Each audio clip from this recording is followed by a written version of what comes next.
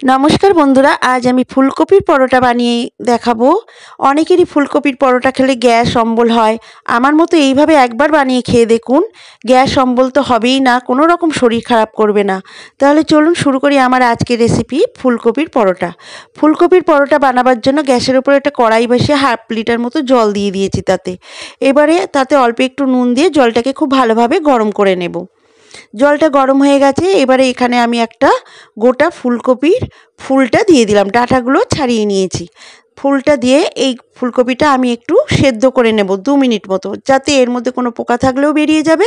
আর পরোটাটা আমি সেদ্ধ করেই বানাবো। আর এই ফুলকপির পরোটা বানাবার জন্য একটা পাত্রে আমি 2 কাপ আটা নিয়ে নিচ্ছি। আপনারা চাইলে এখানে ময়দা দিয়েও বানাতে পারেন, কিন্তু আমি এই ফুলকপির পরোটাটা আটা দিয়েই বানাবো। তাতে অল্প একটু নুন দিয়ে দিলাম, আর দেব অল্প একটু জোয়ান হাতে ডলে নিয়ে দিয়ে দিলাম। এই জোয়ানটা দেওয়ার কারণে কিন্তু পরোটাটা খেলে কোনো রকম অম্বল হবে না, গ্যাস অম্বল হবে না। এই আটাটা আমি মেখে নেব। দেখুন আটাটা আমার মেখে নেওয়া হয়ে গেছে। বেশ একটু নরম করেই মাখতে হবে, খুব শক্ত না আবার একদম নরম না, মাঝামাঝি নরম করে একটু মেখে নিতে হবে। এদিকে 2 মিনিট হয়ে গেছে, দেখুন আমার ফুলকপিটাও সেদ্ধ করে নেওয়া হয়ে গেছে। একটু দেখে নেবো, হ্যাঁ একদম সেদ্ধ হয়ে গেছে। এবার আমি গ্যাসটাকে অফ করে ফুলকপিটা একটা পাত্রে নিয়ে নিয়েছি। এবার এই ফুলকপিটাকে একটু ঠান্ডা করে নেব। ফুলকপিটা ঠান্ডা হয়ে গেলে এবারে আমি হাত দিয়ে এই ফুলগুলো শুধু ছাড়িয়ে নেব। এইভাবে ঠিক ফুলগুলোকে নিয়ে নিতে হবে। একটু হাত দিয়ে ধরলেই এই ফুলগুলো ছাড়িয়ে আসবে। আর এই ডাঁটাগুলো কিন্তু আমি এই ফুলকপির পরোটায় দেব না, এটা অন্য রান্নার কাজে ব্যবহার করে নেব। সমস্ত ফুলগুলো এইভাবে ছাড়িয়ে নিয়েছি দেখুন। আর ডাঁটাটাকে আমি অন্য রান্নার কাজে ব্যবহারের জন্য রেখে দেবো আলাদা সাইডে। ফুলগুলো ছাড়িয়ে নিয়ে আমি একটা পাত্রে রেখে দিয়েছি। এবারে আমি গ্যাসের ওপরে একটা কড়াই বসিয়ে দেব। তাতে 1 টেবিল চামচ সাদা তেল দিয়ে দেব। এতে খুব তেল কম দিয়েই আমি বানিয়ে দেখাবো এই পরোটাটা। এবার এই তেলের মধ্যে 1 চামচ তেলের মধ্যে আমি অল্প একটু হিং দিয়ে দেব। তেলটা খুব ভালোভাবে গরম হয়ে গেছে দেখুন। আর দিয়ে দেব কয়েকটা কাঁচা লঙ্কা কুচি। আপনারা চাইলে এখানে চিলি ফ্লেক্সও দিতে পারেন। আমি কাঁচা লঙ্কা কুচিটা দিয়ে একটু ভেজে নেব। একটু ভাজা ভাজা হয়ে গেলে যে ফুলকপিটা আমি সেদ্ধ করে হাত দিয়ে একটু চটকে রেখেছিলাম, সেই ফুলকপিটা দিয়ে দেব, ফুলগুলো দিয়ে দেব। ফুলকপিটা দিয়ে বেশ খানিক সময় ধরে একটু ভেজে নেব, যতক্ষণ না এই ফুলকপির জলটা শুকিয়ে যাচ্ছে। আর দিয়ে দেব এখানে অল্প একটু হলুদ গুঁড়ো, আর দেব একটু কাশ্মীরি লাল লঙ্কার গুঁড়ো, যাতে রঙটা ভালো আসে। দিয়ে একটু নাড়াচাড়া করে নেব। নুনটা আমি দিলাম না, যেহেতু সেদ্ধ করার সময় নুনটা দিয়েছিলাম বলে আর নুনটা দিলাম না। দেখুন বেশ খানিকক্ষণ নাড়াচাড়া করার পর ফুলকপিটা আমার একদম ভাজা ভাজা হয়ে গেছে। এবারে এটাকে নামিয়ে একটা পাত্রে রেখে দেব।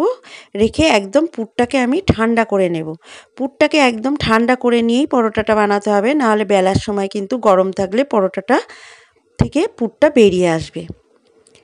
এদিকে আমার আটা থেকে 6টা লেচি করে নেওয়া হয়ে গেছে। আমি 2 কাপ আটা নিয়েছিলাম, তাতে আমার 6টা লেচি হয়েছে। এবারে এগুলোকে আমি হাত দিয়ে এরকম বাটি মতো করে 1 চামচ মতো দিয়ে দেব, পুর দিয়ে দেব। দিয়ে এইভাবে ঠিক মুড়ে নেব।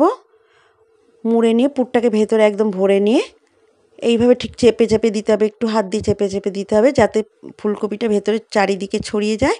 দিয়ে আমি পরোটাটা বেলে নিয়েছি। আমি এখানে তেল দিয়েই বেলে নিয়েছি, আপনারা চাইলে এখানে আটার গুঁড়ো দিয়েও বেলতে পারেন। বেলে নেওয়া হয়ে গেছে। এবারে গ্যাসের ওপরে একটা আমি ননস্টিক প্যান বসিয়ে দিয়েছি। তাতে আমি এই পরোটাটা আগে একটু সেঁকে নেব। প্রথমেই তেল দেবো না, আগে একটু সেঁকে নেব। সেঁকে নেওয়া হয়ে গেলে 1 চামচ মতো তেল দিয়ে দিয়েছি। তেল দিয়ে আমি এই পরোটাগুলো ভেজে নেব। খুব কম তেলেই কিন্তু এই পরোটাটা ভাজা হয়। এইভাবে ভাজলে খুব কম তেলই লাগে, খুব এমন তেল লাগবে না। দেখুন 1 চামচ তেল দিয়ে আমার পরোটাটা ভেজে নিচ্ছি আমি।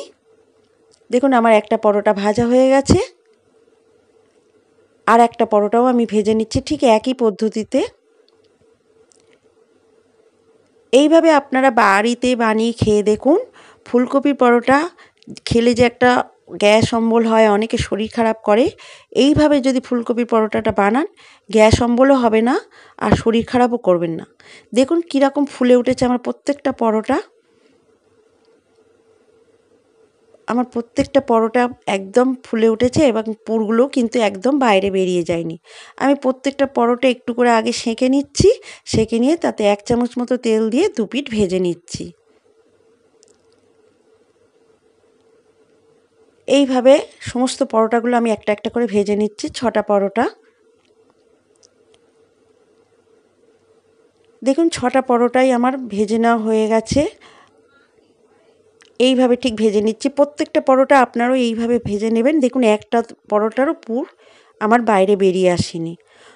অনেক সময় পুর বেলার সময় বাইরে বেরিয়ে আসে, কিন্তু এইভাবে যদি করেন পুর একদম বাইরে বেরিয়ে আসবে না।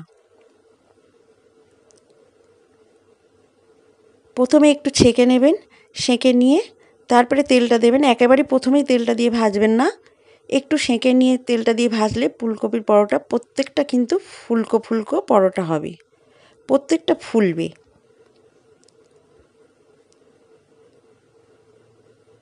দেখুন আমার এই পরোটাটাও কতটা ফুলে উঠেছে। এইভাবে আমার প্রত্যেকটা পরোটা ভাজা হয়ে গেছে। আপনারাও বাড়িতে একবার হলেও এইভাবে বানিয়ে খেয়ে দেখুন। আর বাড়িতে যদি বানান তো কমেন্টসে জানাতে আমাকে ভুলবেন না খেয়ে আপনাদের কেমন লাগলো। আমি একটা পরোটা ছিঁড়েও দেখাচ্ছি, দেখুন কতটা নরম হয়েছে আর সফট হয়েছে। ছিঁড়ে দেখাচ্ছি, দেখুন ভেতরটা একদম পুরে ঠাসা হয়েছে আর চতুর্দিকে পুরটা বেশ ছড়িয়ে রয়েছে।